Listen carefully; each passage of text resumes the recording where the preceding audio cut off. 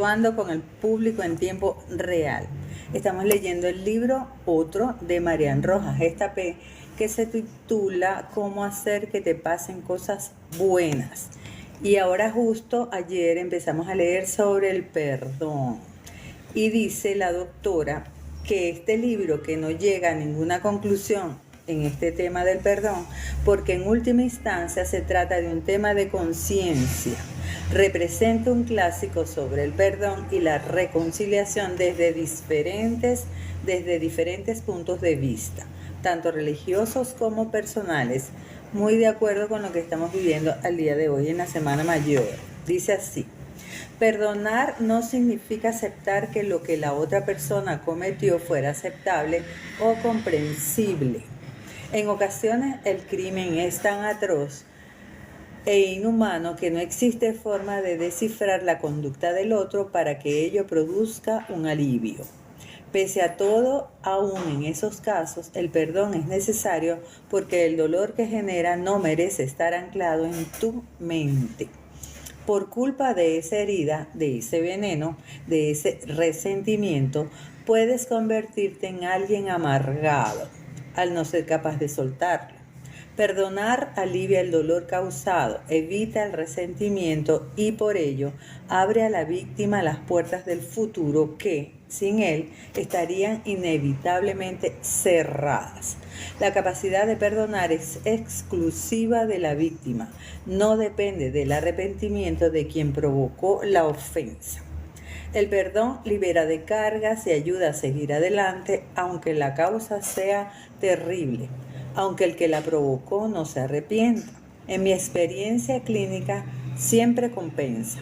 El perdón es un trampolín, un puente seguro para la liberación del dolor, pero en ocasiones puede resultar imposible. Perdonar es ir al pasado y volver sano y salvo. Si no perdonamos, si no somos capaces de purificarnos, podemos quedarnos anclados en el rencor, el odio y en la revancha. En la revancha decido que quiero devolver la ofensa al otro. Quiero que sufra y que le sucedan cosas negativas. En el rencor me mantengo herido, apuñalado y no soy capaz de olvidar y superarlo. Si esto no sucede, seremos incapaces de recuperar la paz y el equilibrio. Y nos da unos tips la doctora. ¿Cómo perdonar? Aceptar lo que ha pasado, no negar la realidad. Intentar comprender lo que ha sucedido con perspectiva. A veces somos protagonistas de algo ajeno donde no hemos podido intervenir de ninguna manera. La vida conlleva injusticias y complicaciones que no podemos controlar. Bienvenido Juan, bienvenido Virgo y José Gregorio. Intentar alejar la imagen del escenario mental usando, por ejemplo, técnicas como oído a la tambora, el EMDR, que significa desensibilización y reprocesamiento por los movimientos oculares. Fue descubierto por Francine Shapiro en 1987. Es un abordaje psicoterapéutico y una técnica empleada para trabajar el trastorno de estrés postraumático. Integra elementos de diferentes enfoques psicológicos.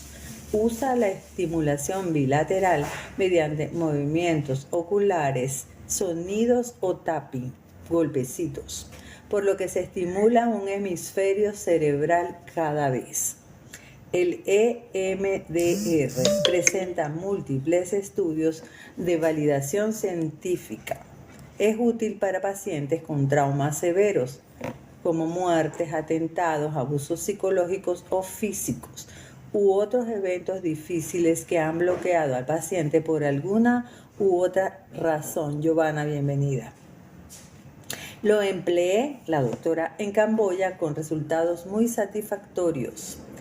Trabajar, este es otro tip, el nivel de autoestima, la capacidad de perdonar, de sobreponerse a la rabia, a la sed de venganza o a la autocompasión es propia de las personas que poseen fortaleza interior.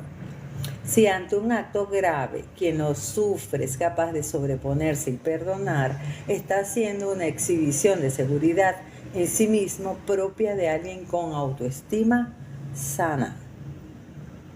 Otro tip, ser optimista. A veces requiere tiempo, pero el simple hecho de saber que se puede crecer ante el dolor, la esperanza de superarlo, puede resultar un bálsamo para aliviar las heridas. Otro, evitar anularnos con sentimientos de culpa.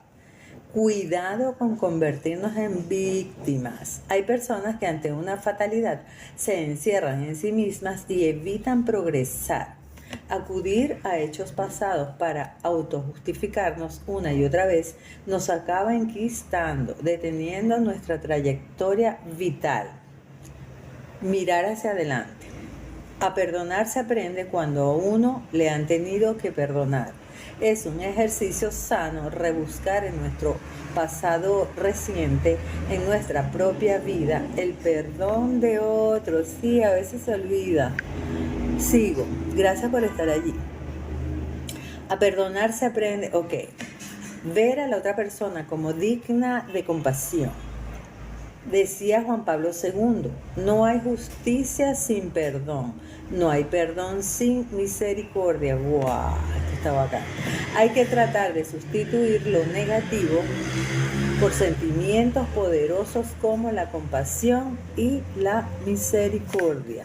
Acabo de leer el Salmo 136 y justo dice eso. Sigo. ¿Qué es la compasión? La doctora María Rojas Estapé nos la describe de esta manera. La empatía es sentir lo que siente otro, ponerse en el lugar de otra persona. La compasión literalmente es sufrir juntos. Bienvenido Orlando, saludos por Fuencaliente. Es una capacidad que eleva a quien la ejercita. No solo entiendes el dolor que atraviesa el prójimo, sino que conectas con su sufrimiento, intentando emplear todas tus herramientas personales para ayudarle a salir adelante. Excelente. Hay que ver la serie Mi Otra Yo en Netflix, que habla justamente de eso. Trabajar la compasión desde el corazón tiene efectos maravillosos en la mente, en el cuerpo y en la relación con los demás. Es una manera de liberarse de la rabia y del odio, aportando paz y equilibrio. Obviamente la capacidad de empatizar es distinta en cada individuo, pero puede trabajarse, lo que nos ayudará en nuestras relaciones personales y profesionales. Hoy existe un miedo enorme a sentir el dolor de otros, a acercarse al sufrimiento ajeno debido a que eso nos quita el placer de nuestro día porque nos sentimos vulnerables. Al sentir de cerca emociones de otros podemos reabrir heridas de nuestra propia vida.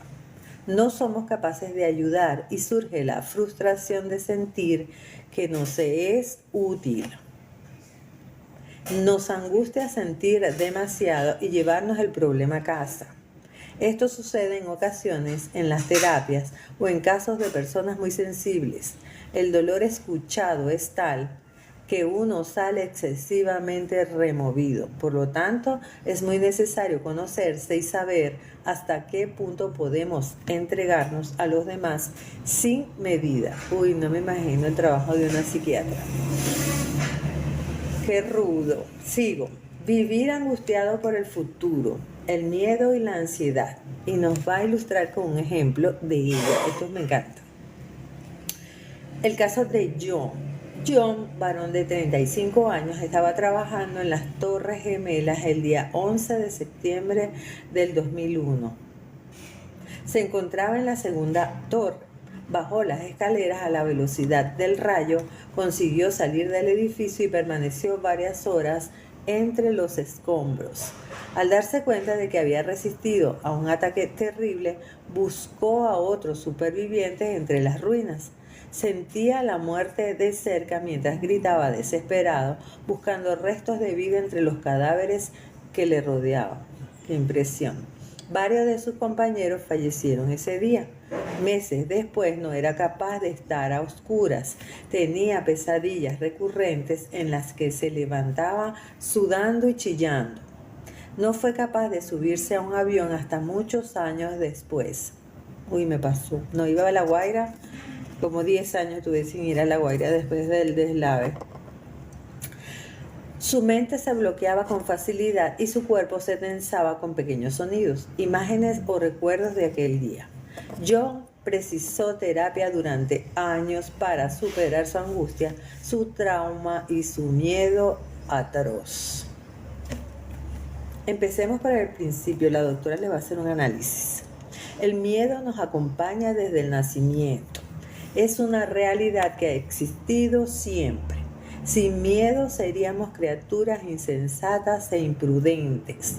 La manera en que gestionamos esa emoción nos define nuestro desarrollo como personas. El miedo, en principio, un mecanismo primario de defensa, se puede convertir en nuestro gran enemigo y perturbar nuestra percepción de la vida. J. Loroima 74. Gracias por estar allí. Sigo. Tito Livio expresaba al tratar sobre este asunto: el miedo siempre está dispuesto a ver las cosas peor de lo que son. El temeroso percibe su entorno como algo hostil, que le altera y le convierte en un ser vulnerable a todo, y no debemos olvidar que los grandes desafíos poseen un componente de incertidumbre, ya que nada grande comienza sin un poco de miedo. Saludos saludables, gracias. No es cuestión de eliminar el miedo, dice la doctora, sino de saber que existe y aprender a gestionarlo de forma correcta. El miedo es una emoción clave y fundamental en nuestro equilibrio interior y en nuestra supervivencia. Uno precisa tener miedo a ciertas cosas para no lanzarse a todo tipo de periplos y aventuras sin medida. Cualquier ser humano posee temores en su vida. Los valientes y los triunfadores también. La diferencia está en que los que triunfan saben gestionarlo. La ansiedad, cuando se asienta, tiene un efecto terrible en el organismo. Se desgastan las emociones. Se queda uno así. Cualquiera que haya padecido un ataque de ansiedad o de pánico experimenta una realidad pavorosa. Aunque uno sea consciente de que no va a morir de un infarto, en esos instantes la mente no permite distinguir con claridad. Mar 245, bienvenido a la lectura. Lo que caracteriza a la ansiedad es el miedo, un miedo vago y difuso, en ocasiones sin origen claro, que deriva en angustia y en bloqueo emocional, y el cortisol disparadísimo. La valentía no es ausencia de miedo, sino capacidad de prosperar y avanzar pese a este. Sigo. La gestión de las emociones es básica para el equilibrio personal. A veces el miedo es tan intenso que realiza un golpe de estado. Toma el control de nuestra mente y pasa a monopolizar nuestro comportamiento. En esos casos, la vulnerabilidad de la persona que lo padece es grande y cualquier estímulo exterior, por pequeño que sea, puede provocar una reacción desproporcionada que altere química y fisiológicamente al organismo. ¡Oh, qué bacano! Es en ese ecosistema en el que surge la ansiedad, el miedo patológico que nos bloquea e impide hacer una vida normal. Y nos dice la doctora, ¿cómo funciona el cerebro ante el miedo?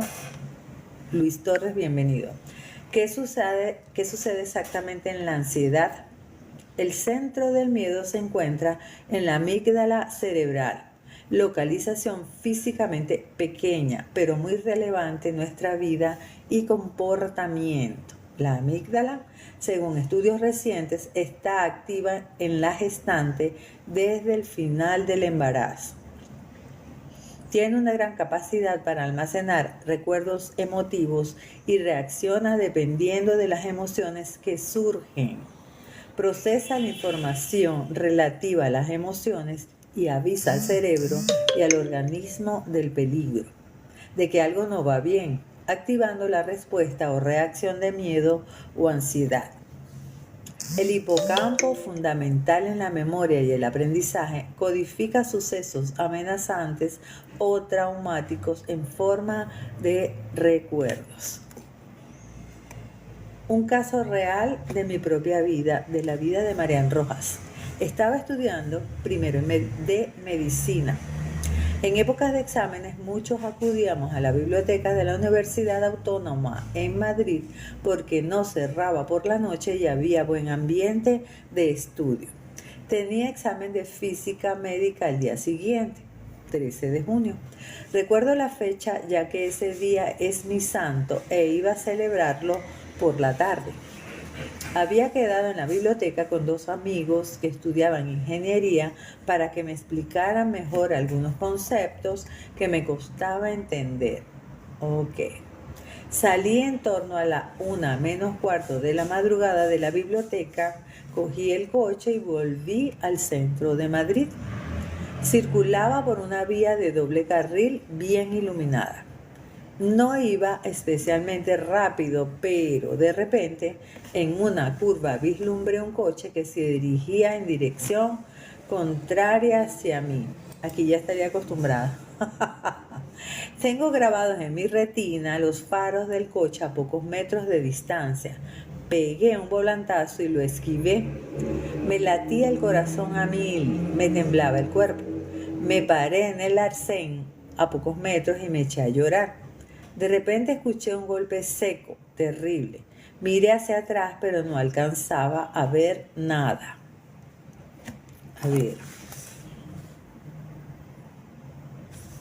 Llegué a mi casa aterrorizada y desperté a mis padres. No podía dejar de llorar. Rezaba agradeciendo a Dios estar viva, pero no conseguía relajarme. Puse la radio para ver si se me pasaba esa sensación de pánico que seguía reinando en mi mente. Al cabo de unos minutos escuché: accidente en la carretera de Colmenar. Kamikaze colisiona contra 2 coches. Hay 4 fallecidos. Esa noche me marcó profundamente. No dormí ni un instante. Al día siguiente por la mañana mi examen fue un auténtico desastre, lo creo. Durante la tarde me dediqué a visitar amigos y familiares. Estaba consternada. Incluso semanas después, si escuchaba un frenazo en la calle o un sonido de motor más alto de lo normal, todo mi cuerpo volvía a resentirse, con taquicardias, temblores y angustia. Tardé varios meses en superarlo. Todas las semanas recorría exactamente el mismo trayecto. No quería bloquearme y no ser capaz de volver a enfrentarme al coche o evitar ciertas vías. Hoy en día este suceso está completamente superado, pero este hecho me ayudó mucho a entender los bloqueos por miedo o ansiedad. Bienvenido, Luis. Otra escena para ejemplificar este circuito. El caso de Blanca. Blanca fue una noche a recoger su coche en un aparcamiento subterráneo. Solía ir en autobús, pero ese día había tenido que hacer varios recados antes de entrar a trabajar y dejó el automóvil en un parking cercano. Al llegar observó que estaba poco iluminado, vacío, sin seguridad ni control. Llegaba muy cansada, había tenido un día difícil con varios conflictos y se encontraba exhausta y sin fuerzas. Acudió apresuradamente a la caja automática para pagar cuando escuchó un ruido. Un tipo con mala pinta se le acercó. Recordó entonces una escena acontecida años atrás, cuando trabajaba en Brasil y le robaron durante la noche. El corazón le latió con fuerza, comenzó a sudar. Su mente no conseguía pensar con claridad. Querría estar en el coche, no había nadie más cerca y la angustia la acechaba. ¿Qué había sucedido en la mente de Blanca? La amígdala le había puesto en guardia debido a que el aparcamiento de noche es, en su zona de recuerdos, un lugar de riesgo y que la persona que acude tras ella también. Ella guarda en su memoria, en el hipocampo, datos de su experiencia negativa en Brasil. Ay, la profesora de nosotros le llamaba, eh, son los hechos, pues es el pasado que sí es verdad que te pasó. No estás asustado por placer, pues, sino que te vienen esos recuerdos. A estas ideas memorizadas, ella añade otra. No vuelvo a aparcar aquí, no vuelvo a recoger el coche de noche, o si tengo que recoger mi coche, iré acompañada. Recuerdos, ansiedad, memoria, activación física, todo ello unido. Hipocampo y amígdala, binomio clave en la gestión de recuerdos y en los episodios de ansiedad. La mayoría de las circunstancias que activan el miedo en nuestra mente son aprendidas. Se incorporan, o sea, por experiencias propias. Se incorporan conforme las experimentamos, bien sea directamente o a través de otros. Es decir, el cerebro las tiene codificadas como temerosas y, de forma adaptativa, al percibir algo similar a lo sucedido en el pasado, activa todo el sistema de alerta. Estas situaciones temerosas pueden provenir tanto de eventos traumáticos del pasado como de eventos no superados o afrontados correctamente. Cuando el cerebro percibe toda la realidad como amenazante, esto es debido a que el sistema de alerta se ha hiperactivado. Estamos entonces ante el trastorno de ansiedad generalizada que requiere un abordaje integral, pero que, en general, tiene buen pronóstico, o ante el trastorno de estrés postraumático que aparece cuando, habiendo dejado un evento terrible, una huella o efecto en nosotros, nuestra mente, ante simples estímulos, hace que el cuerpo reaccione desproporcionadamente como una descarga, recordando y reviviendo el día del trauma. ¡Wow! Bueno, vamos a dejar hasta aquí la lectura en la página 85 del libro de Marian Rojas Estapé, Cómo hacer que te pasen cosas buenas, página 85. Y mañana, que es jueves, no sé si leamos un poquito más, vendría el recuerdos con alto nivel de carga emocional. Ya con esta lectura quedé como agotada. Gracias por estar allí y por acompañarnos en la lectura. Dejo esto colgado en Instagram, en TikTok y en YouTube. Feliz día y bueno, tendremos café para la próxima. Gracias por estar allí. Bye.